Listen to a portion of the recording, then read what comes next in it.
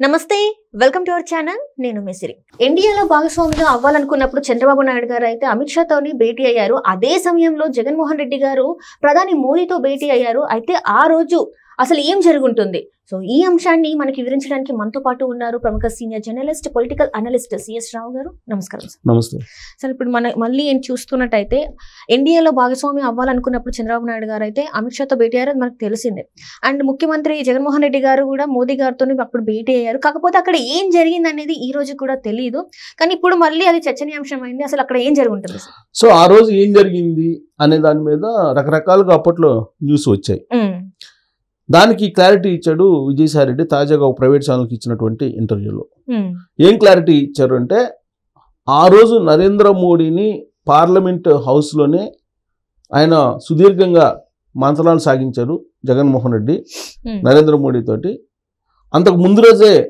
చంద్రబాబు అమిత్ షా తోటి నడ్డా తోటి సమావేశం అయ్యారు ఎన్డీఏలో భాగస్వామ్యం కావడానికి తెలుగుదేశం పార్టీ గ్రీన్ సిగ్నల్ ఇచ్చేసింది పొత్తు కన్ఫర్మ్ అయిపోయిందని చెప్పి సంకేతాలు బయటకు వచ్చాయి వచ్చిన తర్వాత మరుసటి రోజు ఇమీడియట్గా జగన్మోహన్ రెడ్డి ఢిల్లీ వెళ్ళి పార్లమెంట్ హౌస్లో నరేంద్ర మోడీని కలిశారు కలిసిన తర్వాత దాదాపుగా ఒక 20 రోజుల పాటు ప్రతిష్టంభన నెలకొంది అసలు పొత్తు ఉంటుందా ఉండదా అనే దాని మీద దాదాపు 20 రోజుల్లో క్లారిటీ రాలా జగన్మోహన్ రెడ్డి నరేంద్ర మోడీని కలిసిన తర్వాత ఆ 20 రోజులు ఎందుకు ప్రతిష్టంభన కొనసాగింది పొత్తు విషయంలో ఆ రోజు ఢిల్లీ కేంద్రంగా ఏం జరిగింది అనే దాని మీద క్లారిటీ ఇచ్చాడు విజయసాయి రెడ్డి ఆయన ఏం చెప్తారంటే నరేంద్ర మోడీని కలిసినప్పుడు నరేంద్ర మోడీ ఇచ్చినటువంటి ఆఫర్ ఏంది జగన్మోహన్ రెడ్డికి అని అంటే ఎన్డీఏలో భాగస్వామిగా వైఎస్ఆర్ కాంగ్రెస్ పార్టీ కనుక చేరితే తెలుగుదేశం పార్టీతోటి మేము పొత్తు పెట్టుకోము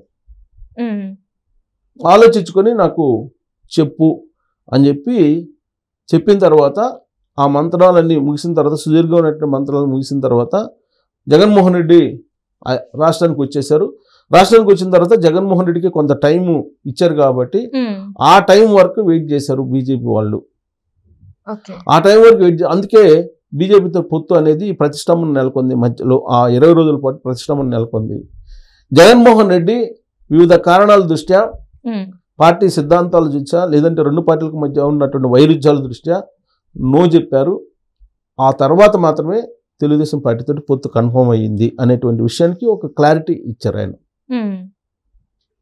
ఆ క్లారిటీ ఇచ్చారు బాగానే ఉంది అయితే అసలు ఎన్డీఏలో భాగస్వామ్య వైఎస్ఆర్ కాంగ్రెస్ పార్టీ కాదా అనేటువంటి ఒక విశ్లేషణ కనుక మనం చేసుకుంటే 2019 నుంచి అధికారంలోకి వచ్చిన తర్వాత వైఎస్ఆర్ కాంగ్రెస్ పార్టీ బీజేపీ తోటి అంటకాగుతూ ఉంది బీజేపీలో ఒకవేళ అఫీషియల్గా ఎన్డీఏలో భాగస్వామ్యం కాకపోయినప్పటికీ బీజేపీ తోటి జతగట్టి నరేంద్ర మోడీ అడుగులో అడుగు వేసినటువంటి ముఖ్యమంత్రి జగన్మోహన్ రెడ్డి ఇది జగద్గీత అందరికీ తెలిసిందే జగమెరిగినటువంటి సత్యం ఇది ప్రతి అంశంలో కూడా కేంద్రంలో ఉన్నటువంటి బీజేపీకి మద్దతు ఇస్తూ వచ్చాడు జగన్మోహన్ రెడ్డి లాస్ట్కి సిఏఏ విషయంలో కూడా వ్యవసాయ చట్టాలు విషయంలో కూడా పరోక్షంగా మద్దతు ఇచ్చారు రాష్ట్రపతి ఎన్నికల్లో కానీ ఉపరాష్ట్రపతి ఎన్నికల్లో కానీ డైరెక్ట్గా బీజేపీ ఏ అభ్యర్థి అయితే పెట్టారో ఆ అభ్యర్థికే మద్దతు ఇచ్చింది వైఎస్ఆర్ కాంగ్రెస్ పార్టీ అనేక అంశాల మీద రాష్ట్రంలో కానీ కేంద్రంలో కానీ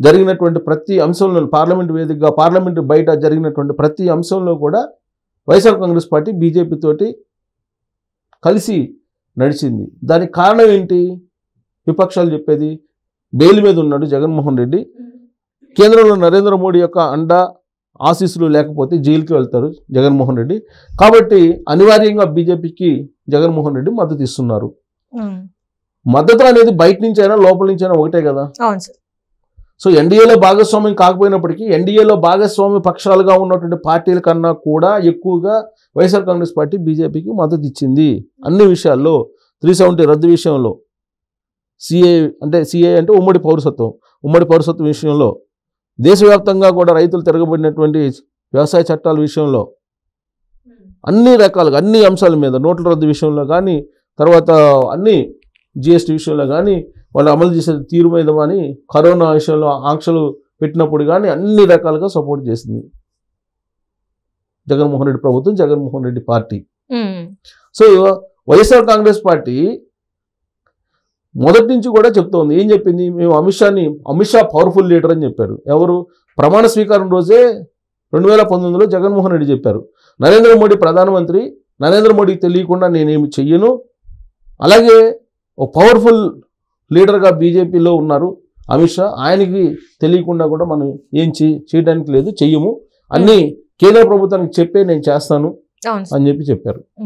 అదే విషయాన్ని విజయసాయి రెడ్డి కూడా అప్పట్లోనే చెప్పారు, తొలి రోజుల్లోని, ముఖ్యమంత్రి అయిన తొలి రోజుల్లోని. అదే విధంగా నడుచుకుంటూ వస్తున్నారు. ప్రతి అంశాన్ని కూడా కేంద్ర ప్రభుత్వంతో భాగస్వామ్యం అవుతూ పంచుకుంటూ విధానపరమైన నిర్ణయాలు కానీ రాజకీయపరమైన నిర్ణయాలు కానీ ఇవన్నీ కూడా కలిసి చేసుకుంటూ వచ్చారు. కాకపోతే ఏంటంటే అఫీషియల్గా భాగస్వామ్య పక్షం కాదు. అంటే అందరికి అర్థమయ్యేటువంటి భాషలో చెప్పాలంటే పెళ్లి చేసుకోవాలా, కాపురం చేశారు. 2019 నుంచి ఇప్పటి వరకు కూడా బీజేపీ తోటి కాపురం చేశాడు, పెళ్లి చేసుకోవాలి అంతే. అంటే అందరూ అర్థమయ్యేటువంటి భాషలో రిలేషన్షిప్ లో ఉన్నారంటారా? అంతే.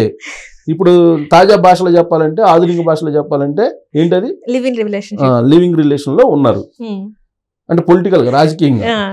సో ఇప్పుడు అది మధ్యలో ఏమైంది? పెళ్లి చేసుకోవడానికి సిగ్నల్ ఇచ్చారు. అంటే ఎన్డీఏలో భాగస్వామ్యం కావడానికి దాదాపు 2-3 సార్లు అప్పట్లోనే ప్రెజర్ చేశారు వైఎస్ఆర్ కాంగ్రెస్ పార్టీ మీద. ప్రెజర్ అంటే ఆఫర్ ఇచ్చారు. కేంద్ర మంత్రులు కూడా 2 ఇస్తామని చెప్పారు, మీరు ఎన్డీఏలో భాగస్వామ్యం కాండి అని చెప్పారు. కానీ దానికి కారణం ఏంటంటే వైఎస్ఆర్ కాంగ్రెస్ పార్టీకి ఉన్నటువంటి ఓట్ బ్యాంక్ ఏంటంటే, core vote bank Christians, Muslims. So core vote bank ఇదే కాబట్టి ఈ కోర్ ఓట్ బ్యాంక్ వెళ్ళిపోతుంది అనేటువంటి ఉద్దేశంతో భాగస్వామ్యం భాగస్వామ్యం కాకపోయినా కాపురం అయితే అక్కడ చేస్తున్నారు కూడా. ఇప్పుడు కూడా ఏమి కాపురం ఏమి చెడిపోలేదు, అలానే ఉంది, కాపురం నడుస్తుంది. అయితే ఎన్డీఏలో భాగస్వామ్యం కాకపోతే ఇప్పుడు ఎన్డీఏలో భాగస్వామ్యం కామని చెప్పి 2-3 సార్లు ఆఫర్ ఇచ్చినప్పటికి కూడా, కేంద్ర కేబినెట్లో అవకాశం ఇస్తాము, 2 మంత్రి పదవులు ఇస్తాము అని చెప్పినప్పుడు కూడా వాళ్ళు భాగస్వామ్యం ఒకవేళ వాళ్ళు భాగస్వామ్యం అయినట్టయితే రాష్ట్రానికి ప్రయోజనాలు వచ్చిండేవి, రాష్ట్ర ప్రయోజనాలు ఎంతో కొంత నెరవేరాయి, రాష్ట్రానికి ఫండ్స్ వచ్చిండేవి, రాష్ట్రానికి నిధులు వచ్చిండేవి. ఇవేమీ లేకుండా వాళ్ళు కేవలం బెయిల్ కంటిన్యూ అయితే చాలు, బెయిల్ రద్దు కాకుండా ఉంటే చాలు మనకి అనేటువంటి ఉద్దేశంతో బయట నుంచి మద్దతు తీసుకుంటూ వచ్చింది వైఎస్ఆర్ కాంగ్రెస్ పార్టీ. ఇక్కడ బెయిల్ తో పాటు అవినాష్ రెడ్డిని కూడా కాపాడేదానికి అనేకం ఉన్నాయి. అవినాష్ రెడ్డి కేసు ఉంది, వివేకానంద రెడ్డి మర్డర్ కేసులో సంబంధించినటువంటి దర్యాప్తు, సిబిఐ దర్యాప్తు ఉంది. తర్వాత ఈయన ఎందుకు అసలు జగన్మోహన్ రెడ్డి ఉంది కదా, ఈడీ కేసులు, సిబిఐ కేసులు ఉన్నాయి కదా, ఉన్నాయి. మనీ లాండరింగ్ కేసులు బోల్డ్ అని ఉన్నాయి, మైనింగ్ సంబంధించిన కేసులు ఉన్నాయి, ఇవన్నీ చాలా ఉన్నాయి. సో దాని మీద ఇప్పుడు బెయిల్ రద్దు అయితే ఆయన ముఖ్యమంత్రి పదవి పోతుంది, జైల్లో పోయి కూర్చోవాలి కాబట్టి. అందుకని కేవలం దానికి కోసమే బయట నుంచి మద్దతు ఇస్తూ వచ్చారు. అదే నిజంగా ఎన్డీఏలో భాగస్వామ్యం అయినట్టు ఈ 5 సంవత్సరాల పాటు 2019 నుంచి ఇప్పటి వరకు రాష్ట్రానికి అనేక ప్రయోజనాలు నెరవేరేవి, వచ్చేవి, అనేక నిధులు కూడా వచ్చిండేవి. కానీ అది కాకుండా బయట నుంచి మద్దతు ఇచ్చారు. Right sir, right. Thank you so much.